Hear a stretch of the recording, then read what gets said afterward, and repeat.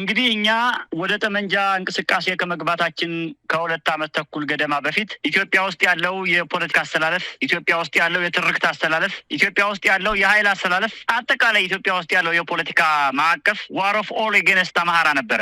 ወይም ሁሉም ኃይል ሁሉም ጦርነት ወደ አማራ ነበረ። ሁሉም አፈሙዝ ወደ አማራ የዞረ ጸረ አማራ ነበረ። አሁን ይህን አብዮት ከጀመርነው በኋላ በሰላ አብዮታዊ ስትራቴጂ ዋር ኦፍ ኦል ኤጌንስት አብይ አድርገነዋል ትርክቱን። ጀነራሎቹን የጦርነቱን መሪዎች እየመራ ያለው እግዚአብሔር ነው እኮ ነው ያሉት። ከጫፍ ጫፍ ሰላም የለም ይሉሻል። ኢትዮጵያ ውስጥ ሰላም ሰፍኗል፣ ሂድ ወደ ሀገር ተብሏል። አሁን ይሄ እንደዛ እያለ የሚያወራ ስደተኛ እዛ ቁጭ ብሎ ፕሮቴክሽን ስጡኝ ሰላም የለም የሚለው ሂድ ሰላም ነው እዚህ ምን ትሰራለህ ተብሎ አፍሪካ ቀንድ በሙሉ ጸረ አብይ እንዲሆን ማድረግ ችለናል። በተደጋጋሚ አገሪቱ ውስጥ ጥሩም ነገር ተሰራ ምንም ተባለ። አሁን ስለ ዲፕሎማሲ ውድቀት ያወሩልሻል። በዲፕሎማሲ ግን አገሪቱ በከፍተኛ ደረጃ ትልልቅ አገሮች ጋር ግንኙነት እያደረገች የኤርትራው መሪ ወይም ደግሞ የሻዕቢያው ስርዓት ኢትዮጵያ ውስጥ ያለውን መሪ መቀየር ነው ዋናው ዓላማ። አልቆለታል፣ ሞቷል፣ ተዘርሯል ምናምን የሚለውንም መቀበል ትክክል አይደለም። ትክክለኛ ትንታኔ አይደለም። ቀሪ ትግሎች ስላሉ ጠላቶቻችን በጣም ብዙ ስለሆነ ነገራችን ላይ አሁን መስቀሉ የት ሄደ?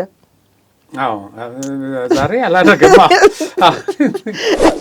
መንግስቱ ኃይለማርያም ትርክ ማስፈጸማቸውን ብለን እንቀይረዋለን። እንደዚህ ነው እና መጨረሻው ድርድር ነው ብሎ እስከ መጨረሻዋ ባለችው ጥይት ሊዋጋ ሲያስብ የነበረው ወጣት ኦልሬዲ ድርድር ነው ተደራድረን የለም ወይ የሚል ጥያቄ ያነሳል።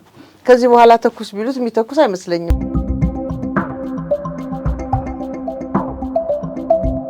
ጤና ይስጥልኝ። እንዴት ሰነበታችሁ? ክቡራትና ክቡራን የሀቅና ሳቅ ሚዲያ ተመልካቾቻችን፣ እንግዲህ በሳምንቱ አበይት ከምንላቸው ርዕሰ ጉዳዮች ዙሪያ የተለያዩትን ወደ እናንተ እናደርሳለን።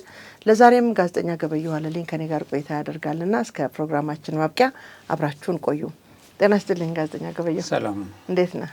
ሰላም። እንግዲህ ዛሬ ደግሞ ወደ ትግራይ ክልል ወደ አማራ ክልልም ቀረብ ብለን በአጠቃላይ ደግሞ በኢትዮጵያም ጉዳይ ያለውን የኢትዮጵያ የጠላትና የወገን የኃይል አሰላለፍ አስመልክተህ በተለይ ደግሞ ወታደራዊው ሳይንሳዊውም ትንታኔ ብታጋራን። እሺ፣ አመሰግናለሁ። የኢትዮጵያ ጠላቶችና ያው ኢትዮጵያ ወያን በምን አይነት ቁመና ላይ ነው ያሉት?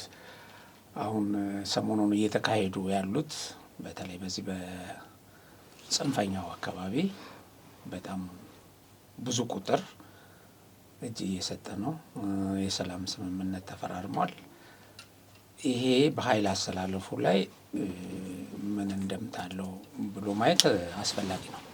እንዳልሽው ጥሩ ስና ያነሳሽው። ምክንያቱም ሁለት ጫፍ አለ። አንደኛው በቃ ጠላት ፈረሰ፣ አለቀለት፣ ከዚህ በኋላ ኢትዮጵያ ስጋት አይሆንም የሚል አለ። በሌላ በኩል ደግሞ እኛ ከዚህ በፊት የነበሩ ችግር የነበረባቸው ሰዎች ከኛ ጋር በአመለካከት የተለዩ ለመንግስት ይሰሩ የነበሩ ያሁል ጊዜ ወደ እንትን ጠላት የሆነ ኃይል ሲከዳው የሚያመጣቸው ነገሮች አሉና ስለዚህ እንደውም የነሱ ከውስጣችን መውጣት እኛን ተጠናክረን የበለጠ አቅም እንዲኖረን ነው ያደረገው። ስለዚህ እናሸንፋለን የሚልም ወገን አለ። ግን ምንድን ነው አሁን ምንም የሚያመጣው ነገር የለም። እሺ ደግሞ የሚያመጣው ነገር እስካለ ያ እንደሚባለው ከዚህ በኋላ ስጋት ወደማይሆንበት ደረጃ ደርሰዋል ጠላቶቻችን የሚለውን ማየት ያስፈልጋል። ወደዛ ከመግባታችን በፊት እዚህ ጋር የሚታየው ትልቁ ስኬታችን ጸረ አብይ ትርክት ማስረጻችን ነው ይላሉ። ትልቁ ስኬታችን ጸረ አብይ ትርክት ማስረጻችን የሚለው ይሄ የጽንፈኛው ፕሮፓጋንዲስት ቀርቦ በድምፅ የተናገረው ከሱ የተወሰደ ነው እና ድምፁን እናዳምጠው ይሆን? አዳምጠ ነው እንመለስ። እንግዲህ እኛ ወደ ጠመንጃ እንቅስቃሴ ከመግባታችን ከሁለት ዓመት ተኩል ገደማ በፊት ኢትዮጵያ ውስጥ ያለው የፖለቲካ አስተላለፍ፣ ኢትዮጵያ ውስጥ ያለው የትርክት አስተላለፍ፣ ኢትዮጵያ ውስጥ ያለው የኃይል አስተላለፍ፣ አጠቃላይ ኢትዮጵያ ውስጥ ያለው የፖለቲካ ማዕቀፍ ዋር ኦፍ ኦል ኤጌንስት አማራ ነበረ። ወይም ሁሉም ኃይል፣ ሁሉም ጦርነት ወደ አማራ ነበረ። ሁሉም አፈሙዝ ወደ አማራ የዞረ ጸረ አማራ ነበረ። አሁን ይህን አብዮት ከጀመርነው በኋላ በሰላ አብዮታዊ ስትራቴጂ ዋር ኦፍ ኦል ኤጌንስት አብይ አድርገነዋል። ትርክቱን፣ ኃይሉንም፣ ፖለቲካውንም አጠቃላይ ነባራ ሁኔታውን የሀገሪቱን ማለት ነው። አሁን ይሄ በፕሮፓጋንዳ አሰላለፉ ላይ ይህንን ፈጥረናል። መሬት ላይ እኛ የምናየው ከዚህ በፊት ስንገልጸው የነበረ ነው። ባለፈው ሳምንት ታስታውሽ እንደሆነ እንደውም የፕሮፓጋንዳ ታክቲኮችን ስንነጋገር ይሄ የአንደኛ መደጋገም፣ አንድን ነገር መደጋገም፣ ሁለተኛ ደግሞ ይሄ ሚዲያውን በሙሉ መውረር፣ ይሄ ፍሉዲንግ ዘ ኢንፎርሜሽን ስፔስ የሚባለው አሁን ይህን ሁሉ በማድረግ ጸረ አብይ ትርክት ፈጥረናል። እንትኑ ስንሰማው ይኖር ነው፣ ስንሰማው ስንናገረው ይኖር ነው። እኔ አሁን አብይ በመሰረቱ በእንትን ደረጃ ስታየው ግለሰብ ነው፣ ግን እሱ ላይ ብቻ ነው ወይ ነው እንደዛ ሲሰራ ሀገረ መንግስት ላይ ኢትዮጵያ ላይ። ምክንያቱም አሁን በእንደዚህ አይነት ነገር ተገለጸ እንጂ አጌንስት ኢትዮጵያም ነው ባይዘው ኢትዮጵያዊነት ላይ ነው። ናሽናሊዝም ምናምን የሚባል ነገር እንዲጠፋም አብሮ ነው የተሰራው እና የዛን ፒላር መነቅነቅ ያው የኢትዮጵያን ነው ታርጌቱ፣ ዲፌንሱን ነው የኢትዮጵያን መከላከያ። ስለዚህ እነዚህ ሰዎች ይሄንን ሲያሰሯቸው የኢትዮጵያ ጠላቶች ልክ ይሄንን ሲያሰሯቸው እንደኖሩ ትረጃለሽ። እንግዲህ ሁሉም ወጥቶ አሁን ሚልኬሳም በዚህ በኩል ወጥቶ ማለት ሚልኬሳ የኦሮሞ ኢሊቶችን ስለሚወክል ማለት ነው በዚህ በእኔ እንትን አፈራረጅ እና እነሱም ተነስተው አብይ ነው የሚሉት። ይሄ አማራውም እንደዛ ነው እና እሱ ሲነግር በመላው ኢትዮጵያ ነው የሚለው። ይሄ አሁን ቪዲዮውን በሙሉ ብታዳምጨው ይሄንን ኦሮሚያ ውስጥ መፍጠር ችለናል፣ ጦርነቱ ሲጀመር በሌለበት እንትን ቤንሻንጉል፣ ጋምቤላ፣ ሱማሌ በቃና በአፍሪካ ቀንድ ነው የሚለው። እንደው በአፍሪካ ቀንድ ይሄንን መፍጠር ችለናል፣ የአፍሪካ ቀንድ በሙሉ ጸረ አብይ እንዲሆን ማድረግ ችለናል ይላል። አሁን ከማርሼት አልባሌነት አንጻር ስታዩ ያው ባይዘዌ አሁን መሳይ ወደ ማርሼት ምናምን የቀረበው የሰሞኑን እንትን እንዲያስተባብልለት ሰው ማጣቱን ነው የሚያሳየው። ይሄ ሰው ይሄ ጠንከር ያለ የፕሮፓጋንዳውን አቅም አቶ ወደዚህ እንደገባ። ነገር ግን አሁን እቺን እንትን ግን ገለጻ እኔ ከእሱ ትንሽነት አንጻር አላየውም። ትልቆቹ የሰጡት ነው ይሄ። እንደውም አሁን ማርሼት ምንድን ነው እዚህ ጋር አጋለጣት ያችን ነገር። ምናልባት ላትባል ትችል ነበር እንደ ሚስጥር የተያዘችውን ግን ስትራቴጂያቸውን ትክክል አወጣና ዘረገፈው አሰጣው እዚህ። በቃ ይሄ እውነት ነው። ይሄ ባይዘዌ በራሱ በማርሼት ጭንቅላትም አይታሰብም። ገባይ ማርሼት አሁን ወጥቶ በቦምብ ወረወርን፣ እንደዚህ ያደረግን፣ ሞርተር ተኩሰን፣ ሄሊኮፕተር እንደዚህ ያደረገ የሚሉ የሆኑ የሚገራርሙ ውሸቶችን የሚዋሽ አሁን እንደሱ ነው እንጂ እንደ ኮሜዲያን አሁን እንደዛ አይነት እንትን የለው አቅም። ግን ያችን እነሱ ሲሰሩባት የነበረውን ነገር አወጣና ተናገረ። እንግዲህ ምንድን ነው እነሱ አዲስ አበባ እንገባ እንዲህ ምናምን የሚለው ሁሉ ቀረና አሁን በዛ በውትድርናው በውጊያው ሳይሆን በስነ ልቦና ይሄንን መፍጠር ቻልን ነው የሚለው። ይሄንን ደግሞ ብቻቸውን የአማራ ኢሊት ብቻ አይፈጥረው። ይሄ ከካይሮ ጀምሮ ኤርትራ፣ መቀሌ፣ ትግራይ ገብቶ እነዚህ ሁሉ የኢትዮጵያ ጠላቶች የሰጧቸው አሳይመንት ሲከፍሏቸው የነበረ እንዲሰሩ በደንብ ፕሮጀክት ቀርጸው ያስረከቧቸውን ነገሮች በዚህ ደረጃ ደርሰነዋል ነው የሚለው። እና ይሄን እውነት ነው የምታየው። እንግዲህ ባለፈውም እኛ በዚህ ጉዳይ ላይ ሄደንበታል። በተደጋጋሚ አገሪቱ ውስጥ ጥሩ ነገር ተሰራ ምንም ተባለ። አሁን ስለ ዲፕሎማሲ ውድቀት ያወሩልሻል። በዲፕሎማሲ ግን አገሪቱ በከፍተኛ ደረጃ ትልልቅ አገሮች ጋር ግንኙነት እያደረገች ነው። ከጫፍ ጫፍ ሰላም የለም ይሉሻል። ኢትዮጵያ ውስጥ ሰላም ሰፍኗል ሂድ ወደ ሀገር ተብሏል። አሁን ይሄ እንደዛ እያለ የሚያወራ ስደተኛ እዛ ቁጭ ብሎ ፕሮቴክሽን ስጡኝ ሰላም የለም የሚለው ሂድ ሰላም ነው እዚህ ምን ትሰራለህ ተብሎ እኮ ተባሯል። የጊዜ ገደብ ተሰጥቶታል። የ1.5 ቢሊዮን ህዝብ የወከለ መሪ ኢትዮጵያ ውስጥ ሲገኝ እኔ የተገኘሁት ያንን ሁሉ ህዝብ ወክዬ ነው ብሎ ሲል የህንዱ መሪ ከዚህ በላይ ምን ሄዶ ወደ ሀገር ላለመባል ምን ምክንያት ይመጣል? ግን እቺ ነች አይሽ ዋሪዝ አጌንስት ኦል አብይ ምናምን በቃ እንደዚህ አይነት ነገር ሲሰሩ መቆየታቸውን ነው የሚያሳየው። እዚች ላይ ምናልባት ከካይሮ ወደ ኤርትራ ወሰድ ነው ጉዳዩን ከኤርትራ ወደ ትግራይ ያመጣ ነውና መጨረሻ ይሄም ያው እንዳልነው ከመጠበቅ የነበረበት ሚስጥር የሚመስለኝ ያወጣውን ስንሰማ አንድ ወቅት ላይ ደጋግሜ ያነሳዋለሁ። ከደምሒት አባል የነበረው ወጣት የሰማሁትና ብዙ ጊዜ ኢትዮጵያ ውስጥ የስርዓት ለውጥ ሲፈጠር በቀጥታ እዛ መሪ ላይ ነው ፎከስ እንዲደረግ የሚፈለገው ይላል። የኤርትራው መሪ ወይም ደግሞ የሻዕቢያው ስርዓት ኢትዮጵያ ውስጥ ያለውን መሪ መቀየር ነው ዋናው ዓላማ። ሁልጊዜ በመቀየር ከሻዕቢያ በስተጀርባ ደግሞ ግብጽ አለች።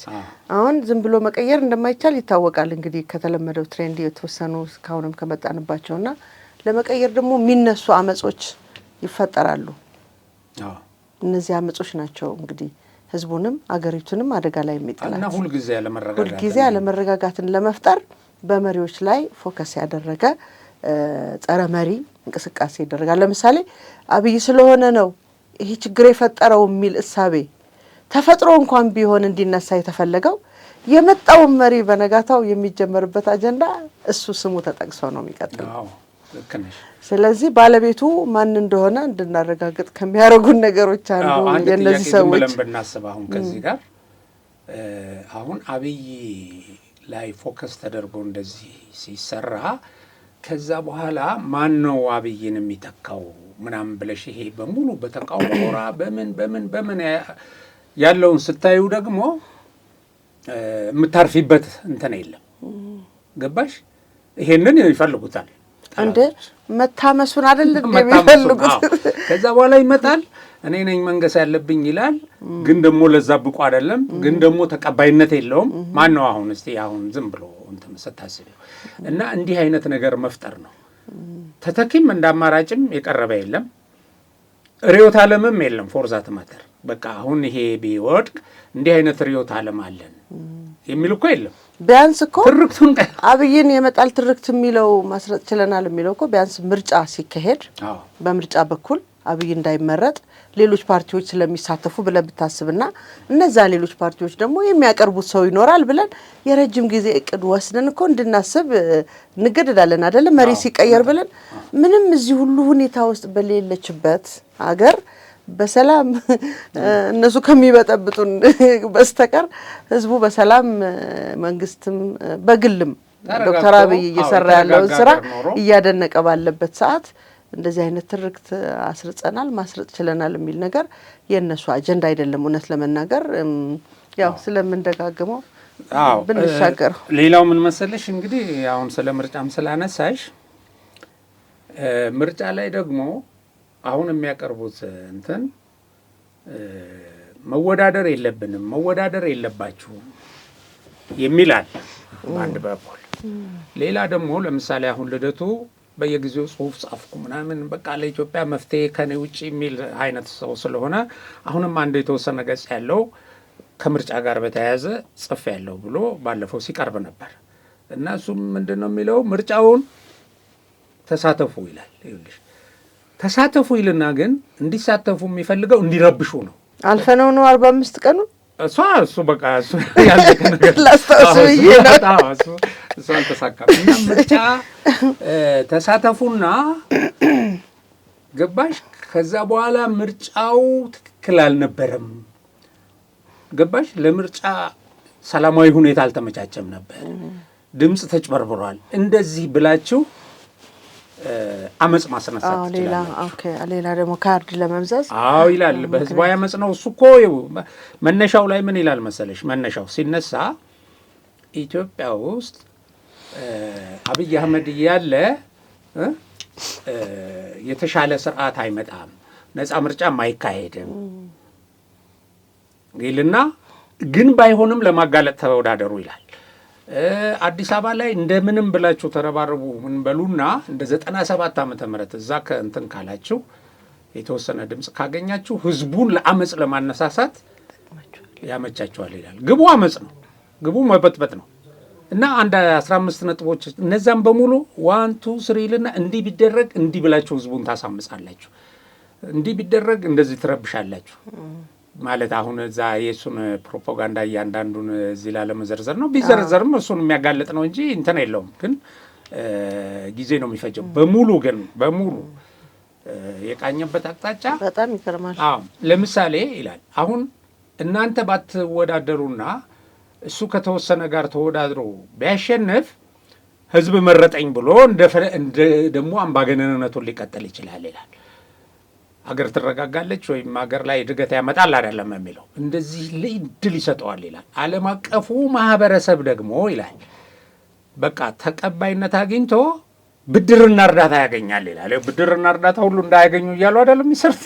በነገሮች ላይ የዓለም ባንክ አሁን ከፍተኛ ገንዘብ ፈቅደዋል። አሁን ሰሞኑን በቃ ኢትዮጵያ በልማት በጣም ስኬታማ እየሆነች ነው ብሎ ፈቅዷል። ሲሯሯጡ ነበር ይሄ እንዳይሳካ እና ጠላቶች በእንትኑ አንጻር ስታዩ እንዲህ አይነት ነገር አሳክተናል ይላሉ። ይሄ ገበናቸውን ነው ያጋለጡት። ወደ እንትኑ እኔ አሁን በወቅቱ አሁን ትናንትና ይሄንን ሳይ ይሄንን ተመልክተን እንደው ወደ እንትኑ እንግባ ነው። አሁን በእንትኑ ማለት የደረስን ምን አሳካን የሚለውን በፊት አዲስ አበባን ይዘን የሚኒሊክን ቤተ መንግስት ተቆጣጥረን ምናምን አልነበረም። አሁን ትርክት መፍጠር ችለናል። ትርክት ያ ወታደራዊ ድል የለም መሬት ላይ ስለሌለ ማለት ነው። እሱን ላለመቀበል የሆነ ሆኖ እኛ ምንድን ነው ያለው ሁኔታ በጥንቃቄ ማየት አለብን። ይሄንን አሁን የምርኮኛ ጎርፍ ወደዚህ ወደ ሰላም የመጣ ብዛቱ ምኑ አለ አልቆለታል፣ ሞቷል፣ ተዘርሯል ምናምን የሚለውንም መቀበል ትክክል አይደለም። ትክክለኛ ትንታኔ አይደለም። ቀሪ ትግሎች ስላሉ ጠላቶቻችን በጣም ብዙ ስለሆኑ አንዱ በአንዱ መንገድ ሲሸነፉ ሌላ ይዘው ስለሚመጡ ጠንክረን ይህንን ወደ መጨረሻው ወደ አስተማማኝ ሰላም ማስገባት ስላለብን ህብረተሰቡም በዚህ ላይ የሚጠበቅበት መወጣት ስላለበት መከላከያውም የጸጥታ ኃይሉም በልኩ ነው ማሰብ ያለብን የሚል አለኝ። እኔ ካለኝ ኤክስፒሪየንስ በጣም በተደጋጋሚ የኤርትራ ውስጥ ውጊያ ሲደረግ ከኢህአዴግ በፊት በነበረው ጊዜ ማለት ነው የሚገራርሙ እንትኖች ተገኝተው አለቀ በቃ ሻዕቢያ እዚህ ጋር እንትን አለ ምናምን ሲባል ከዛ እየተነሱ ያው ስታጠቃዩ እዚህ ደርሰዋል። የ4 ኪሎን ቤተ መንግስት መቆጣጠር ችለዋል ሻዕቢያና ወያኔ አይደል? አንዱ አንዱን እየረዳ የእንትንም ጦርነት ስንዋጋ የህግ ማስከበሩ ጊዜ አለቀ ተብሎ ያው በስነ ልቦናም ልክ ጦርነቱ እንዳለቀ ተቆጥሮ እንግዲህ ጠላቶቻችን በእርግጥ ያኔ ማቆም ነበረባቸው። ይሄ ሴንተር ኦፍ ኮማንዱ ምኑ ሲመታ ቲፒኤልኤፍ ማቆም ነበረበት እንደማያሸንፍ አይቶ ማለት ነው። ግን በምንም አይነት ኢትዮጵያ ውስጥ ያሉ ጠላቶች አንደኛ በቃ ይሄ እልህ አይነት ነገር እንደገና ለህዝብ ማለቅ ለሚደርስ ኪሳራ ጉዳያቸው ስላልሆነ የህዝብ ማዕበል ምናምን ብለው አስነስተው የተፈጠረ ነገር አለ። ከእንደዚህ አይነት አንጻር ማየት ያስፈልጋልና አሁን ብዙ እንትን ወደ ሰላም የመጣ አለ አይደል? ብዙ ደግሞ ይቀራል።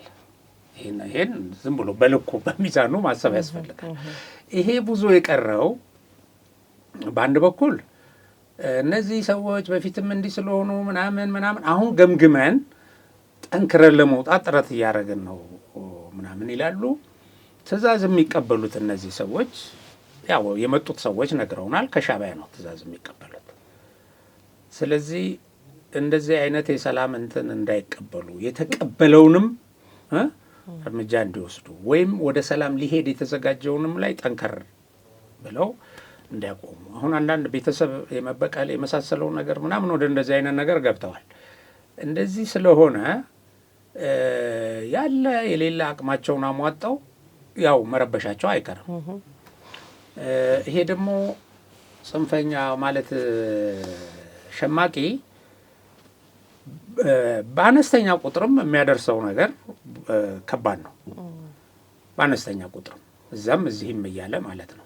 እነዚህ ነገሮች ሊኖሩ እንደሚችሉ አሁን ለምሳሌ ዛሬ አልቋል፣ አይ በቃ ከዚህ በኋላ ተስፋ የለውም በቃ ይሄ እኮ ፋኖ የሚባል ምናምን ብትይ ነገ እንደዚህ አይነት ቦታ ጉዳት አደረሰ እንደዚህ ውጊያ ቢባል ያንን እንትን ለማለት እንደ ጽንፈኛው ሚዲያዎች ነው ምንሆነው። እነሱ ለመዋሸት ችግር የለባቸው አይደል? መከላከያ አልቆላል ምናምን ተደምስሷል አሉ አይደል? የሆነ ደግሞ ሲይዝ የሆነ ቦታ ጉዳት ሲያደርስ ደግሞ ምንም እንትን አይሉም። ገልበጥ ብለው የሆነ ነገር ለማለት አይቸገሩም። እንዲህ ነገር አለና አሁን ምንድን ነው የሚለው ይህ ኃይል በህዝቡም በመንግስትም በጸጥታ ኃይሉ ትብብር መመታት አለበት። ምክንያቱም በጣም በሚያሳዝን ሁኔታ እነዚህ ከቡድኑ የመጡ ሰዎች የቡድኑን ግፍ ሲነግሩሽ ይሄን ቡድን ከህዝብ ጫንቃ ላይ ከማውረድ የተሻለ አማራጭ የለም። በእኛ ኤክስፒሪየንስ ደግሞ ሲመታ ነው የሚደራደረው። የሚመጣው የመጡ አሉ፣ ይበረታታል። እሱ ምንም እንትን የለውም፣ ፖዚቲቭ ኢምፓክት የለውም። ግን እያልኩ አይደለም። ለምሳሌ እነዚህ የራሳቸው አባላት የሚያጋልጧቸው ሚስጥሮች አሉ። በጣም በሚገርም ሁኔታ አይደል? ለምሳሌ መስተዳደር ውስጥ ያሉ ሰዎች ለቡድኑ ድጋፍ እንደሚሰጡ፣ የሃይማኖት መሪዎች ለቡድኑ ድጋፍ እንደሚሰጡ፣ ነጋዴዎች ይሄንን የተጋለጠውን እውነት እዚህ ጋር ያለውን ቀዳዳ ትዘጋያለሽ አይደል? ትዘጋያለሽ። ህዝቡ አሁን እኔ እዛ ፍኖተ ሰላም መድረክ ላይ አንድ የእነሱ የመረጃ ሰራተኛ የነበረ ሲናገር እኮ ህዝቡ እንደዚህ አድርገዋናል ከዚህ ውስጥ ያሉ ናቸው ሲል ህዝቡ እኮ ያጨበጭብ ነበረ። ለምሳሌ የሃይማኖት አባቶች እንደዚህ አድርገው ታግተው 800,000 ብር ከቤተ ክህነት እንደዛ አድርጎ አግቱኝና እንትኑ ያስከፍላል ያሉ እነዚህን ሳይል ሰው እያጨበጨበ ነበር። ችግሩን ያውቃል፣ ህዝቡ ያውቀዋል ማለት ነው። ያውቀዋል። አሁን እነዛ ውሸት ነው ምናምን ብለው የነሱ ሚዲያዎች ባይስተባበሩም ህዝቡ መሀል እኮ ቆሞ ነው ሰውየው የተናገረው። እዚህ ጋር የሃይማኖት አባቶች፣ እዚህ ጋር የመስተዳደር መሪዎች እኮ አሉ ቁጭ ብለው፣ እዛ ነው የተናገረው። ያኔ አለ ያለ አንተ ውሸታም እንደዚህ ምናምን የለም እኛ ክልል ያለ እኮ የለም። እንደውም ህዝቡ እርካታው ልክ ነህ የሚለውን ነው ያሳየው። እኔ አሁን ድምፁን በጣም በጥንቃቄ አዳምጫለሁ። እና እንዲህ አይነት ነገር ቡድኑን የነበረውን አቅም የሚቀንስ እርምጃ አለ። ያው ብዙ ቁጥር ወደዚህ መምጣቱ፣ የሰላም ስምምነት መፈረሙ የመሳሰለው እነዚህ ተደምረው እኮ ነው በቃ ኢትዮጵያ ሰላም ነች የሚል ገጽታ ለዓለም አቀፉ ማህበረሰብ ሰጥቶ ትገባለ የተባለው እኮ ይሄ እዛ ተደብቆ ፕሮቴክሽን ያስፈልገኛል ያለው ፕሮቴክሽን ያስፈልገኛል ኢትዮጵያ ውስጥ ሰላም የለም ብሎ ሰላም እንዳይኖር ይሰራል። ገባይ? ሰላም እንዳይኖር ለምን? ሰላም ካለ እዛ ጋር ፕሮቴክሽኑን ያጣል ይሄ ሰውዬ። ጠዋት ማታ ወጥተው ኢትዮጵያ ውስጥ ከዚህ እስከዚህ ሰላም የለም ይላሉ። እንደገና ደግሞ ወደ ሰላም እንዳትሄዱ ይላሉ እነዚህ ሰዎች። እንደዚህ አይነት እንትን ነው ኢትዮጵያ ላይ የሚሰራው ፕሮፓጋንዳው። ይሄንን ስለሚያሳይ ነው አሁን ያንን ተደራይተው ምን ሲሰሩ እንደነበረ እንግዲህ ራሳቸው ነግረውናል። እና እየተገኘ ያለው ወታደራዊ ድል ስታዩ ጥሩ ነው። ምክንያቱም ሁለት ነገር አድርጓል የኢትዮጵያ መከላከያ ሪሊ ሁለት ነገር። አንዱ ይሄን ቡድን መምታት ነው። ቡድኑ አልሞ የነበረው ቦታ መድረስ አይደለም እዛ ክልል ውስጥ ባሰበው ልክ እንዳይንቀሳቀስ አድርጓል። ለዛውም ልብ አድርጊ ከውስጥ መረጃ እያገኘ ያ ቡድን በጣም ቡራኬ እያገኘ ከባድ ነው። ባይዘዌ ይሄ ሃይማኖት ትጸድቃለህ እንደዚህ ትሆናለህ ስትዋጋ ማለት ከባድ ነው እኮ በስነ ልቦና ያጠነክርሻል። ይሄ ሁሉ ያለውን ኃይል ነው እየመታ አደጋ ወደማይሆንበት ደረጃ እየተከላከለ ያቆየው መከላከያው። አንዱ ይሄ ነው። ሁለተኛው ያወያያል ህዝብን የመስተዳድር አካላትን ይዞ ተጽዕኖ ፈጣሪ ሰዎችን ይዞ ያወያያል። በእርግጥ ያ የመረጃው ሰውዬ እንደገለጸልን የአገር ሽማግሌ ሆኖ ሄዶ ለፋኖ ገንዘብ የሚሰጥና ተመልሶ ደግሞ እዚህ ቁጭ የሚል አጋጠመኝ አየሁት አንዱን እንደውም ብሎ እኮ ይገልጻል። የሆነ በርቱ ምናምን ሲላይቸው በኋላ እዚህ ሳየው በቃ እጁን ሰጥቶ ነው ብዬ ሳስብ ኧረ የአገር ሽማግሌ ነው አሉኝ ይላል። እና እንደዚህ በሁለት ማሊያ የሚጫወቱ ሁሉ ባሉበት አስቢ የሰራዊቱን መስዋዕትነት እኮ እንዲህ አይነት ነገሮች ምን ያህል እንደሚያከብዱት ማሰብ አለብሽ። በዚህ ጋር ሲሄድ እኮ መጥቶልሃል ይሄን ኃይል እነሱ አይደሉ እንደ መረጃ አቀባዮች አዎ እኛ እንኳን አይደለም ዛሬ እውነታው ራሳቸው ከራሳቸው እየሰማ ነው ቃል በቃል እየነገሩን በሆነ አጋጣሚ በተለይ ደግሞ በፊት በዚህ በ17 አመቱ የትግራዩን ብናነሳ መጽሐፎች እኮ አሉ። እኔ አንድ መጽሐፍ የጽንዓት የሚል መጽሐፍ አለ። በኋላ መጨረስ በጣም ከብዶኝ ማለት ነው ሸክም ሆነብኝ እንኳን እውቀት ሊሆነኝ።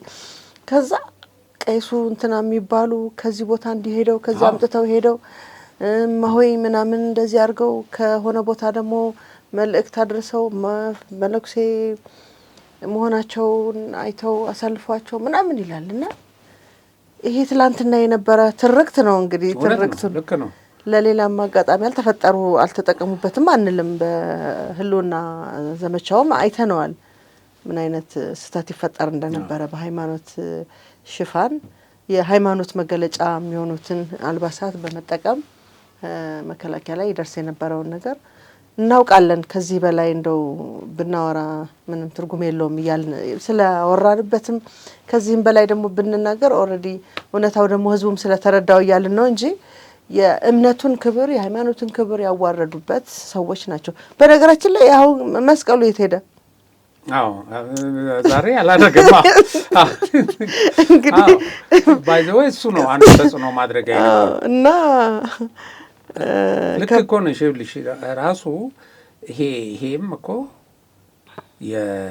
የፕሮፓጋንዳው ይሄ ጥላቻ የመቅረጫው ህዝቡን በጸረ አብይ ያሰለፍን የሚሉት በጸረ ኢትዮጵያ ነው። እኔ እንትን የምለው እቺ ግለሰብ ነጥለሽ የምታወጪው አይደለም። አሁን ሀገሪቱን እየመራ ያለ ጠቅላይ ሚኒስትር ነው።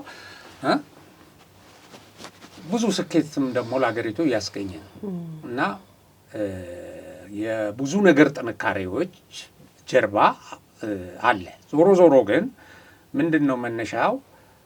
የኛ ብሔር የኛ ሃይማኖት ነው ስልጣን መያዝ ያለበት የሚል ስላለ አውደ ምህረት ላይ ቀርበው እኮ የሚያወግዙ እኮ አዳምጠናል አይደለ እንዴ? የሚያወግዙ የሚራገሙ አዳምጠናል።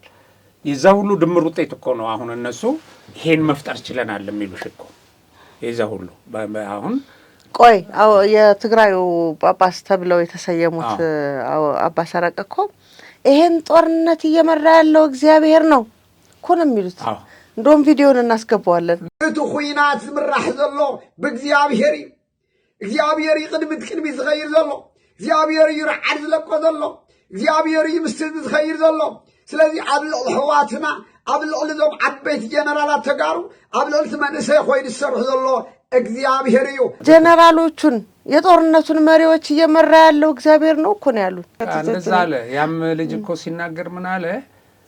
የንስሐ ልጁን እያንዳንዱን ወደ ፋኖ ሲገባ ብትሞትም በዚህ ጦርነት ውስጥ መንግስተ ሰማያት ነው የምትገባው፣ ብትገልም ያው ተብሎ ቡራኬ ተሰጥቶት ነው።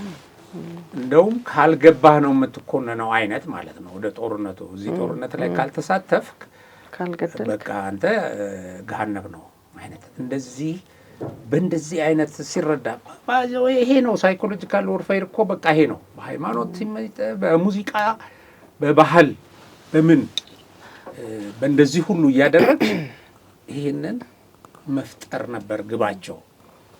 አሁን ይሄን አሳክተናል ነው የሚለው እሱ። ለምን ሁሉም እየወጣ አብይ የእነሱ ፕሮፓጋንዲስቶች ናቸው ባይዘው ይሄን የሚሉት። እርግጥ ማህበረሰብ ውስጥ የተወሰነ እንትን አልተፈጠረም ማለት አይደለም። እና አንዳንድ ሰው እኮ ይጠይቃል ምንድን ነው እነዚህ ሰዎች ጸባቸው ከማን ጋር ነው ምናምን ይላል እኮ ሁልጊዜ ሁሉም ወጥቶ። እንደውም በጣም የሚገርመው ለመጀመሪያ ጊዜ አሁን ከቅርብ ጊዜ ወዲህ መሳይ ማለት ነው ከጀርባው የአብይን ሳያቆም የተነገረባት ፕሮግራም ነች እቺ። ሁልጊዜ አብይ እዚህ ጋር አለ። አንዳርጋቸውንም ሳይመጣው የሆነ አንድ ሶማሊያ ያለ እዛ የሻዕቢያ ቅጥረኛ ፕሮፌሰር እየተባለ የሚቀርብ የሁልጊዜ የእንትናን ስብዕና ነው የሚያገዝፈው የኢሳያስን። ኢሳያስ ማለት በምስራቅ አፍሪካ ተወዳዳሪ የሌለው መሪ ምናምን የሚል እንትናል። እነሱን ሁሉ በቃ ሲያቀርብ እዚህ ጋር ብያለ እና በዛ በየዕለቱ ፕሮግራም ውስጥ ደግሞ አብይ ነው የሚኖረው እና ይሄንን በማድረግ ረገድ የእምነት ተቋሙ ከፍተኛ ሮል ነው የተጫወተው። በዛ ነው እንግዲህ እዚህ ጋር ደረሰ ምናምን የሚልሽ እንትኑ ግን ያው ከዋናው ጠላት የተሰጠ ነው። ለማንኛውም ምንድን ነው ለምን መሪዎች ላይ ትኩረት እንደሚያደርጉ ቅድም ያነሳነው ነገር አለ። የ67ቱን ታሪክ አንድ ልጨምር ፈልጌ ነው ወደ ዛሬ ወደዚህኛው እንድትመለስ። የ67ቱ ታሪክ ላይ እንግዲህ ኮሎኔል መንግስቱ ኃይለ ማርያም ስልጣን ሳይወጡ ወደ ስልጣን ሳይመጡ በረሃ ወጥተዋል እነዛ ሰዎች። የዛኔ ጀነራል ተፈሪ ባንቴ ጀነራል ናቸው አይደለ? እሳቸው ነበሩና በዛ ጊዜ ነው የወጡት። ለምን እንደወጡ በኋላ ይመስለኛል ይሄንን ትርክት መፍጠር አቅቷቸው ለምን እንደወጡ የሚለው ነገር የተለያዩ ነገሮችን ይናገሩ ነበረ በወቅቱና ከዛ በኋላ እነሱ እዛ ያሉ ወደ ስልጣን ደግሞ ኮሎኔል መንግስቱ መጡ። በሚገርም ፍጥነት ደግሞ ጸረ መንግስቱ ኃይለ ማርያም ዘመቻ ተጀመረ ማለት ነውና ይሄ እንግዲህ ህወሓት ሻዕቢያ ነው የፈለፈለው ካልን ቀድሞ የነበረ በታሪክም ማረጋገጥ የሚቻል ዛሬም ድረስ የቀጠለ የሻዕቢያ ጣልቃ ገብነትን ያሳያል ማለት ነው። አይመለስም። አይውልሽ ጥያቄ ይነሳና አሁን ያመጣሽው ምሳሌ ጥሩ ነው። ደርግ እኮ ወደ ስልጣን ሲወጣ ወታደር መሆኑ ነው እንደ ፕሮፓጋንዳ የተጠቀሙት እንጂ ያለምንም ደም ኢትዮጵያ ትቅደም የሚል እንትን ነው ይዞ የተነሳው ሞቶ። ይሄ ማለት ሰው መግደል ሳይረሸን ምናምን ማለት ነው። ወዲያውኑ ቲፒኤልኤፍ አይታወቅም ከሻዕቢያ ከምን ጋር ለመደራደር እንግዲህ አማን ሚካኤል አምዶንም ወደ ኤርትራ ላከ፣ የመሳሰለውን ነገር አደረገ። አሁን ከዛ እግር በእግር እየተከታተሉ በቃ ደርግ ፋሽስት ነው እንደዚህ ነው የሚል ያው ገዳይ ምድብ አደራጁ። ምን አሉ? ከዛ እንግዲህ የሌሎቹ ነገሮች የመጡት አሁን ደርግ ጨካኝ አይደለም፣ አረመኔ አይደለም፣ ያልተገቡ ግድያዎችን አድርጓል አለልም። ደርግ በጣም ብዙ መሪዎችን በተለይ የቀድሞ ባለስልጣናትን አላግባብ ነው የገደለው። ግን በዚህ ጊዜ ሁሉ የሚገርምሽ ጥገናዊ ለውጥ ነው። እንዴት ሰዎች ባሉበት እንትኖች ባለስልጣኖች በህይወት እያሉ እንዴት አብዮት ይባላል? የስታሊን ዱላ ነው የሚባለው ይሄ መረሸን በስታሊን ምናምን ብሎ ይሄን ፑሽ ያደርጉ የነበሩት በጣም ይገርማል። ሌላዋል ከዛ ለምን መሰለሽ ደርግን ወደ ግድያ እንትን ካሉት በኋላ ደርግ ደግሞ የዚህን የተማሪውን ወከባ የምኑን እንትን እመልሳለሁ እያለ በየቀኑ ብቻ የሆነ እርምጃ ይወስዳል። አሁን እንደዚህ አይነቱን ነገር አድርገው ደግሞ ወዲያውኑ ይሄን ለፕሮፓጋንዳ ይጠቀሙበታል። ፋሽስት ነው፣ ገዳይ ነው፣ እንደዚህ ነው ይላል። ፊውዳሉን አስቀምጠህ እንዴት አብዮት ማካሄድ ይቻላል? አብዮት አይደለም ይሄ ጥገናዊ ለውጥ ነው። ንጉሱ ራሱ ተቀምጠው እዛ ምናምን የሚል ነበር። እንግዲህ አስቢ የተወሰነ ጊዜ ንጉሱን ካቆየም በኋላ ከዛ ገደላቸው። በኢህአፓ ውስጥ የነበሩ አመራሮችም የራሳቸው እንትን ተጠያቂው ደርግ ብቻ ሳይሆን ይኸውልሽ ከደርግ በተጻራሪ የቆሙትም ወገኖች ናቸው። ወደዚህ እንትን ይሉ ነበር፣ ፑሽ ያደርጉ ነበር። እውነቱ ይሄ ነው። እና ያው ብዙ ትውልድ ገብረናል፣ አተናል። በጣም በሁለቱም ወገን ጭካኔ፣ በሁለቱም ወገን ቅጥረኝነት። ይሄ ያ መቼም አገር እመራለሁ ነው የሚለው መንግስት ላይ ያለው። ይሄኛው ወገን ግን ተረጋግቶ እንዳይመራ እንደውም ጭካኔ እርምጃ እንዲወስድ እንደዚህ እያደረገ አሁን ለምሳሌ ስለ መኢሶን ሲነገር መኢሶን ደርግ ውስጥ ሆኖ ከፍተኛ የግፍ እርምጃ ወስዷል። ደርግ ውስጥ ሆኖ መኢሶን ሰው ይገደላል አይደል? መግደልን በሚያሰቀቅ ሁኔታ ለምሳሌ አሁን ይሄ እነዚህ ጡት ቆረጠ መንግስት እንደሚሉት ጡት መቁረጥ የመሳሰለው እንደዚህ ገሎ እንትን ላይ ቤት በር ላይ ጥሎ የመሄድ ምናምን ያደርግ ነበር እንትን እና መኢሶን ምንድነው ደርግን ውስጡ ሆኖ ጨካኝ ያደርገሽ እንትኑን የመንጠቅ ተቀባይነት እንዳያጣ ህዝብ እንዲነሳበት የማድረግ ምናምን እንደ አይነት ስልት ይከተሉ ነበር። ጸረ መንግስቱ ኃይለማርያም ትርክ ማስፈጸማቸውን ብለን እንቀይራለን። እንደዚህ ነው እና እንዳልሽው ነው ኢትዮጵያ ውስጥ መሪ ላይ ያው ፎከስ ይደረጋል። የተረጋጋ ነገር እንዳይኖር ነው። ግን አሁን ሪፎርም ብዙ ለውጥ በመጣበት ወቅት በዓለም ደረጃ ትልቅ ተቀባይነት በተገኘበት መሬት ላይ ስታይም ደግሞ ብዙ ነገር ባለበት ወቅት እንግዲህ እነዚህ ሰዎች አሁን ይሄ ማርሸት ሲል እንደሰማ ነው መጀመሪያ በሙሉ ጠበንጃዎች ሁሉ ወደ አማራ ያነጣጥሩ የሚል ነበር ሀገሪቱ ውስጥ ያለው እንትን ይለናል። ይሄንን ነገሯቸው። አየሽ መጀመሪያ እንዲህ አይነት ትርክት እየመጡብህ ነው። በቃ በሙሉ ይሄ ሰውዬ ጸረ አማራ ነው፣ ጸረ ክርስቲያን ነው። ስለዚህ እሱ ካልጠፋ ያንተ ህልውና የለም አሉና ያኔ ወለጋ ውስጥ ሸኔ የሚገለውን በተለያየ ኦሮሚያ ክልል ውስጥ ሸኔ የሚገለውን ቲፒኤልኤፍ የሚያስገድለውን ለዚህ ለፖለቲካ ትርፍ ሲል ማለት ነው በሙሉ አሁን ሰበሰቡ አመጡና ገዳይ አብይ ነው ትርክቱን ቀየር ነው የሚልሽ አሁን እንደዚህ አድርጎ ነው የማይመለከተው ላይ ለጥፎ ማለት ነው። ስለዚህ እሱን ደግሞ ሁሉም እንዲያስበው አድርገናል ይላል። ይኸውልሽ ኦሮሞውም በፊት ቢያንስ ኦሮሞ ለኔ ነው ይሄ መንግስት ይል ነበር አይደል? ትግሬውም በቃ እንደዚህ እንዲያስብ አድርገናል ይላል። እውነት ነው። ተሰሚ ሁሉም ፕሮፓጋንዳ ላይ ወጥቶ አሁን ሁሉም እኮ የሚለው ይሄ ሰውዬ የሁሉም ጠላት ነው ይላል።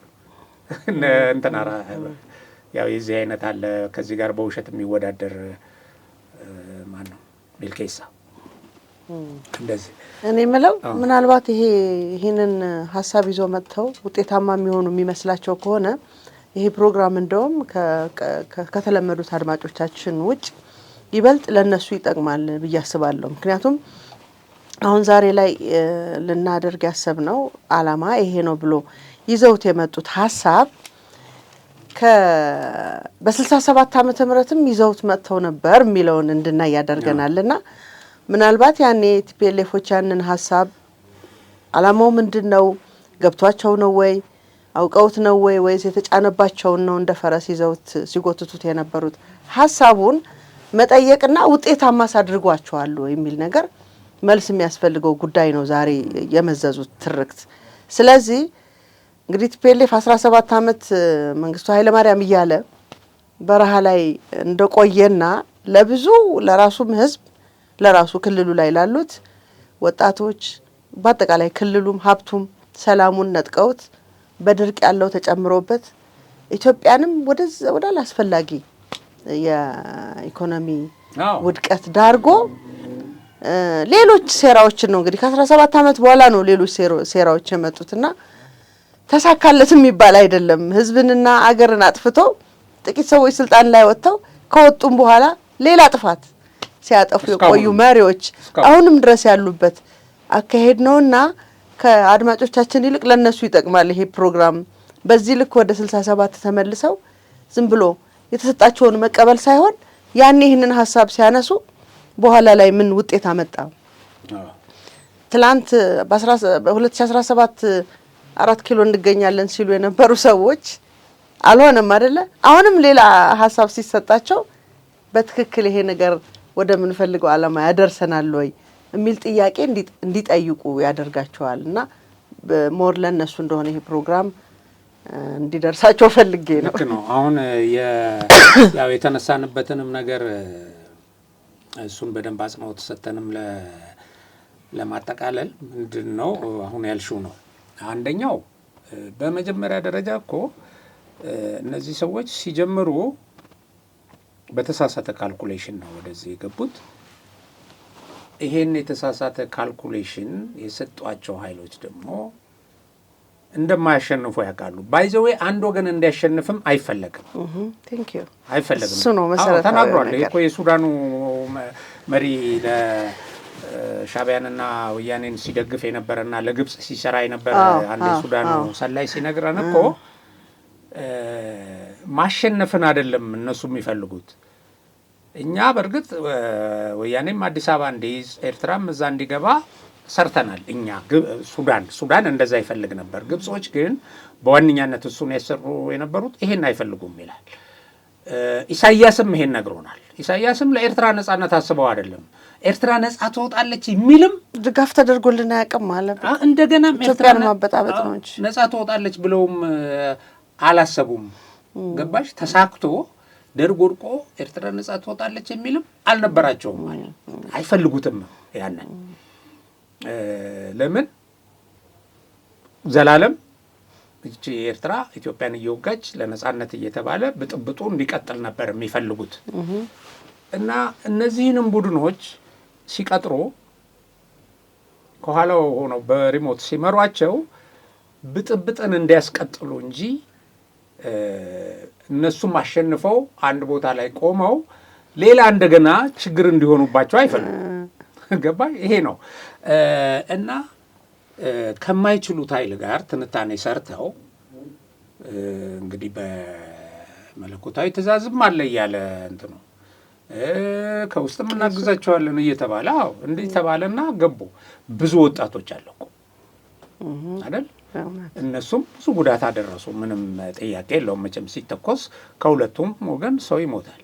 ቅድም እንዳልሽው በደርግ ጊዜ 75% የሀገሪቱ በጀት ለጦርነት ነበር የሚውለው። ለጦርነት በጀቱ ዋለ ማለት ህዝብ ይራባል። ከዛ በኋላ ደግሞ ህዝብ አስራበ የሚል ፕሮፓጋንዳ ደግሞ ይሰራል። አሁን እኛም ሀገር በጦርነቱ ወጪ ይፈልጋል አይደል? ጦርነት አዎ። እንደገና ሳቦታጅ የሚሰሩ አሉ። ባይዘው እዚህ ውስጥ ሳቦታጅ የሚሰሩ ለምን ያትርክት እንዲሰራ ይሄ ሰውዬ በኢኮኖሚ በረሃብ ገደለንም እንዲል ማለት ነው ታርጌታቸው። ስለዚህ እነዚህ ሁሉ ነገሮች ተባብረው ፖለቲከኞች የእምነት አባቶች ይዘው ይመጡ ነበር አግቱኝ ብለው ይል እንደ እንግዲህ ይኸውልሽ እነዚህ ሁሉ ተደምረው ምንድን ነው ያደረጉት? የኢትዮጵያን ህዝብ ስቃይ እኮ ነው ያራዘሙት። ምንም ማንንም አልጠቀሙ። በእርግጥ በቲፒኤልኤፍ ጊዜ የተወሰኑ የቲፒኤልኤፍ ሰዎች በልጽገውበታል። ስልጣን ላይ በወጡበት ጊዜ በልጽገዋል። ገባሽ? እነሱም ብዙ ህዝብን ዋጋ እያስከፈሉ የሀገሪቱን ገንዘብ ዘርፈው በልጽገውበታል። ትርፍ ከተባለ ይሄ ካልሆነ በስተቀር የለም። ከዛ በኋላ ደግሞ እነሱ ላይ የደረሰውን ውርደት የደረሰውን መሳደድ እስካሁን ድረስ እንግዲህ እያየን ነው። ህዝባቸውን ብዙ ዋጋ እያስከፈሉ እንመራሃለን የኛ ብሔር ነህ የሚሉትን ራሱን ከማንም በላይ ብዙ ዋጋ እያስከፈሉ ነው ባለበት ሁኔታ ያሉት። ይሄ ኪሳራ ነው። አሁን ወደዚህኛው ደግሞ ስትመጪ የኦሮሚያ ውስጥ ሲንቀሳቀስ የነበረው ኃይል ያው 55 ዓመት ምናምን እንግዲህ አንድ ትውልድ እድሜ ተዋግቶ ምንም ያመጣው ነገር የለም። ምንም በቃ ነፃ መሬት የሚለውን እንኳን የታወቀ ቦታ አድርጎ የተቀመጠ አይደለም። ብዙዎችን ወጣቶች ወደ ጫካ እየጠራ እየቀሰቀሰ ለሞት እንዲዳረጉ አድርጓል። ጥቂት የቡድኑ መሪዎች ወርቅ ያወጣሉ፣ ከውጭ ገንዘብ ይሰጣቸዋል፣ የመሳሰለው በጣም ጥቂት በጣት የሚቆጠሩ። አብዛኛው ሰው ግን ዋጋ እየከፈለ ነው። አብዛኛው ሰው ደግሞ እነሱ በሚንቀሳቀሱበት አካባቢ ሰላም አጥቶ እየታወቀ ነው። ወደዚህም ስትመጪ ይሄ ነው። አሁንም ይኸውልሽ ይሄ ሁሉ ሰው ወደ ሰላም መጥቶ ሁለት ነገር ከዚህ ከሰላም መማር ነበረባቸው እነሱ። አንዱ ወደ ሰላም የመጡ ሰዎች ጥሩ አቀባበል ይደረግላቸዋል እና ሰላማዊ ህይወት ይመራሉ። እያዩት ነው አሁን ወደ ሰላም የመጡ ሰዎች ምን ያህል ዘና ብለው። ባለፈው አሁን ከኦሮሚያ የመጡ እነ ሹሩቤ ምናምን ጋብቻ ሁሉ ፈጸሙ አይደል? ለመጣው ጃልሰኒ እነ ጃልሰኒ ተመልከች። እና የሰላም ጥቅሙ ይሄ ነው። ምንም አይሆኑም እነዚህ ሰዎች ሌላ ቅጥረኝነት ሌላ ተልእኮ ከሌላቸው በስተቀር ከሰላም ተጠቃሚ ይሆናሉ። ጫካ ለጫካ የሽሮኮሎኩ ከዛሬ ነገ በድሮን ተመታን ከዛሬ ነገ መከላከያ ደመሰሰን አይሉም። አንድ ህዝቡ ደግሞ ሰላም ያገኛል። አንጻራዊ ፎይታ አሁን እያገኘ ነው በእነዚህ የተወሰኑ ኃይሎች በሚንቀሳቀሱበት አካባቢ። ስለዚህ ይሄንን መማር አለባቸው እነዚህ ሰዎች። ኃይላቸውን እንደቀደመው ጊዜ ውጊያ ላይ እንዲያተኩር አድርገው ሊያዋጉት አይችሉም። የሰላም አማራጭ እያየ ነው። አሁን ተዋጊው እያየ ነው። በሰላም መኖር እንደሚቻል እያየ ነው። ህዝቡ እየሄደ እየነገረው ነው። የሀገር ሽማግሌዎች እየነገሩት ነው። ስለዚህ እየከዳቸው ነው እና አሁን አቁመው ወደ ሰላም ነው መምጣት ያለባቸው። ሽንፈቱ እኮ አይቀርም። አሁን ለመሸነፍ የበለጠ ለመጥፋት ለመደምሰስ የበለጠ ተጋላጭ ናቸው። አሁን እነሱ ተነስተው እንደገና ገምግመን እንዲህ አድርገን ይላሉ። እነዚህ ደግሞ የፕሮፓጋንዳ ኃይሎች እነዚህ በሰው ደም የሚነግዱት ደግሞ ምንም እኮ አይመጡም። እነዚህ ጥቂት ሰዎች ናቸው ቢሄዱ ምናምን ብለው እንደገና ሙት ይሉታል ሰውን እንደገና። አሁን እኮ አሁን ደግሞ እንደገና ትንሽን ከልሰሽ በቃ ይሄ አደገኛ ነው ማሸነፍ አልቻልንም ብሎ ሌላ አማራጭ ያው አማራጩ ድርድር ነው አይደለም? ብዙ ጊዜ ያው ታጣቂዎችም እንደዛ ነው የሚሉት። አደረድሩም ማንዛሉ ይኸውልሽ አሁን ይሄኛው ወገን አለቆቹ በፍጹም እንዲደራደር አይፈልጉም እኮ። ቀድሞ መጥቷል እኮ የተደራደረ አካል አለ አይደለም? እንግዲህ የታጠቀ ኃይል አለ ብለናል ውጭ እዛ በረሃ ላይ የተደራደረ አካል ደግሞ አለ። እንዲህ የዚህ ትግል ወይም የነሱ ዓላማ መቋጫው ድርድር እንደሆነ ቀድሞ አሳይቷቸዋልና ያ መጨረሻው ድርድር ነው ብሎ እስከ መጨረሻው ባለችው ጥይት ሊዋጋ ሲያስብ የነበረው ወጣት ኦልሬዲ ድርድር ነው ተደራድረን የለም ወይ የሚል ጥያቄ ያነሳል። ከዚህ በኋላ ተኩስ ቢሉት የሚተኩስ አይመስለኝም። ምክንያቱም የመደራደርን ጥቅም በራሱ ጫፉን መደራደር ነው ብለው ነው የሚያሳምኑት። እንግዲህ ለመደራደር ጉልበት ለመፍጠር ነው። በተለያየ አካባቢ ብዙ እዝ ስናደራጀ ነበር ነው ሲሏቸው ነው የሚቆዩት አይደለ? ሲያሰለጥኗቸው ኦኬ ድርድሩ ተፈጽሟል። እኔ እንደው ምፈራው እና ዝም ብዬ የማስበው አንዳንድ ጊዜ እጅም ለመስጠት ከባድ የሚሆንበት አጋጣሚዎች ከሆኑ ካልሆኑ በስተቀር የዚህ ትግል መቋጫው ቀድሞ በድርድር ተቋጭቷልና ይሄንን ደግሞ ፈልገው አሰብስፈው ያሉ ወጣቶች አሉ ይመስለኛል። ይሄንን ሎጂክ ይዘህ ከገባ በኋላ ወደ በረሃ በቃ ድርድር ከሆነ መጨረሻው ተደራድረው ያው እየኖሩ ነው ይላል። ጥሩ ማሳያ ነው ቀድሞ ይሄ ድርድር ሂደቱ መካሄዱ። እንግዲህ ጫና የተለያየ ቅስቀሳ አድርገዋል። አማራን ህዝብ ክደት ነው ብለዋል። አሁን እንደዚህ እንደ ተሐድሶ ነገር እያደረጉ ነው ነግሮናል። ባለፈው እና አስረስ ማሬ ወጥተው በጣም የጠለቀ እንትን ውስጣችንን እየፈተሽነ ነው ይላሉ። ከሃዲ ውስጣችን እንዳይኖር እነዚህ የወጡትን እንደ ከሃዲ ቆጥረው ማለት ነው። ግን ሊያቆሙት አይችሉም። እንዳልሽው ከፊት ለፊት የሚታየው እውነት የሰላሙ መንገድ የተሻለ እንደሆነ አዋጭ እንደሆነ የሚያሳይ ነው። እንደገና የፍልሰቱን ወደዚህ ወደ ሰላም የመምጣቱን ሁኔታ አደገኛ የሚያደርግባቸው ለነሱ በቡድን ነው እየመጣ ያለው።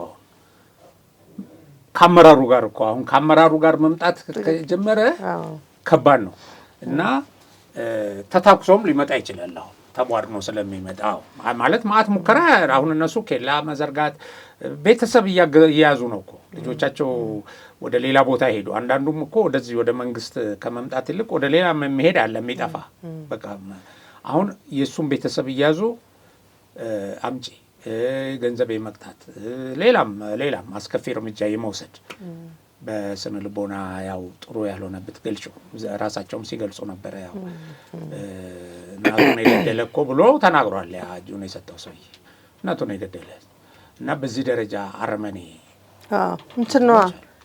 ቢኮረጅ ከወያኔ ይኮረጃሉ እያሉትን አስታወሰኝ። እንግዲህ የኮረጅከው ከማን ነው የሚለው ነገር ነው እንድታስቀጥል የሚያስገድደውና ይሄንን ነው እንደውም በአጽንኦት መንገር ያለብን። ከማን የተኮረጀ የትግል ሲስተም ነው እየተጠቀመን ያለ ነው የሚል ወጣት ይፈጠራል ብዬ አስባለሁ።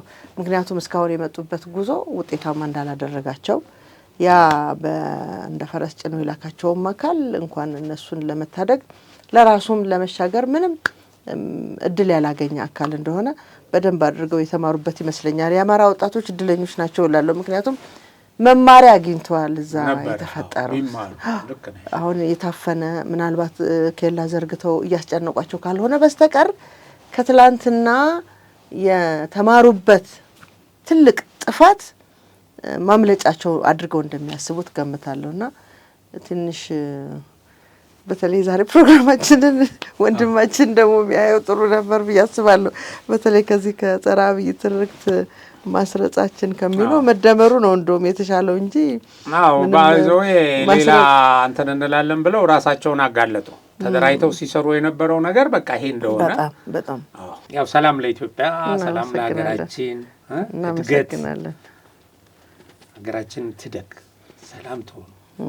በህንዱ መሪ ጉብኝት ወቅት እንግዲህ ኢትዮጵያ ከፍታዋን በእርግጠኛ ራሳችን ኢትዮጵያውያን ከፍታዋን እንመሰክራለን፣ እናረጋግጣለን። ብዙ የሚመሰክርልን አካል ምንፈልግ ሰዎች አይደለንም። ምክንያቱም ቀድመን ነጻነታችንን ያስከበርን ህዝቦች ስለሆንን። ግን ደግሞ እንዲህ እንግዶች መጥተው ጠፍታለች፣ ፈርሳለች እያሉ ለሚሉት ሀሳባቸው ትንሽ ቅመም የጨመሩላቸው ይመስለኛል። ወደ ቀልባቸው እንዲመለሱ ጥሩ ተጽዕኖ ፈጥረው ነበር። አይደለም ባይዘው እውነት ነው። ባይዘው ይኸውልሽ የኢትዮጵያን ስኬት ስለማያውቁት ሳይሆን አላማቸው ይሄ ስለሆነ የሚሰሩት ገብቶሻል። የፈለገ ጥሩ ነገር ይሁን ያንን ዘግተው ሎክ አድርገው ለዚህ ለቅን ነገር፣ ለመልካም ነገር፣ ለምን ነገር፣ ሰላም ለሚያመጣ እድገት ለሚያመጣ ነገር ዘግተው ወደ ብጥብጡ፣ ወደ ሁከቱ፣ ወደ ችግሩ ስለሚሄዱ ነው። ስለዚህ እነሱ አይመጡም ወደ ልቦናቸው። ግን ይሄ እነሱን የሚከተል መንጋ ግን ቆም ብሎ ሊያስብ ይገባል። መነሻቸው ምን እንደሆነ አሁን ከዚህ ፕሮግራም መረዳት አለበት ሰው። ያው የኛ ደንበኞቻችንም ኦዲየንሶቻችንም ይሄን ነው። ስለዚህ የበለጠ ወደ ሰላም የምንመጣበት እድል አለ፣ ተስፋ አለ። ምናልባትም በአጭር ጊዜ ይሄ ሊሆን ይችላል በሁለት መንገድ። አንዱ ወደ ሰላም የተከፈተው በር አለ። ወደ እሱ የሚመጡ ሰዎች አበረታች ሁኔታ ነው እየታየ ያለው። አሁን ትናንት ራሱ በ3 ቦታ ተደራጅተው መጥተው እጃቸውን የሰጡ አሉ። በየቀኑ ነው እየሆነ ያለው። የሆነ ቦታ ላይ አልቆመም። ባይዘው ይሄን ለማቆም ግን እነሱ እየታገሉ ነው። በሌላ በኩል ደግሞ የሰራዊቱ ደግሞ ሰላምን እምቢ ያሉትን ደግሞ ልክ ማስገባት አለበት። ለምን የሚሰሩትን ግፍ ነግረውናል። አሁን ያንን ባሰብሽ ቁጥር ይሄ ህዝብ እስከ መቼ ነው የነዚህ ግፈኞች ሰለባ የሆነ የሚቀጥለው? እስከ መቼ ነው ልጆቹ እየተደፈሩ ምናምን? አሁን ያ ልጅ እኮ የካህን ልጆች ፊት አባታቸው ፊት ሲደፍሩ ምናምን እኮ ብሎ ነግሮናል። አስቢ፣ አንዳንዱን እኮ ከነሱ ጎን ያልተሰለፈው ምንም ለመበቀል ሲል እንደዛ ያደርጋሉ። ስለዚህ በዚህም መንገድ ህዝቡ ከሰራዊቱ ጋር ቆሞ ይሄ መረጃ የሚሰጠው ምናምን ይሄ ሰርጎ ገቡ አጭበርባሪው አቁሞ ካላቆመ ደግሞ ተመንጥሮ እሱ ሁሉ። ስለዚህ ሰራዊቱ አንድ ገጽ ይዞ ይዋጋል። በዛ ሰዓት ከጀርባው የሚወጋው ኃይል አይኖርም ማለት ነው። የህዝቡ ምስክርነት እንደዛ እንዲያደርግ ስለሚረዳው እንግዲህ መከላከያችን በቅርብ ጊዜ ደግሞ ድል ያበስረናል ብለን ተስፋ እናደርጋለን። ወደ ድል የዛሬን የምናደርገውን እንትን የተቃና ያደርገዋል። አሁን ያለው የምታየው ነገር ይሄን ነው ማለት የሚቻለው። እናመሰግናለን። እንግዲህ ክቡራትና ክቡራን ተመልካቾቻችን አብራችሁ ቆይታችሁ ለተከታተላችሁን እጅግ አድርገን ነው የምናመሰግነው። መልካም ጊዜ ይሁንላችሁ።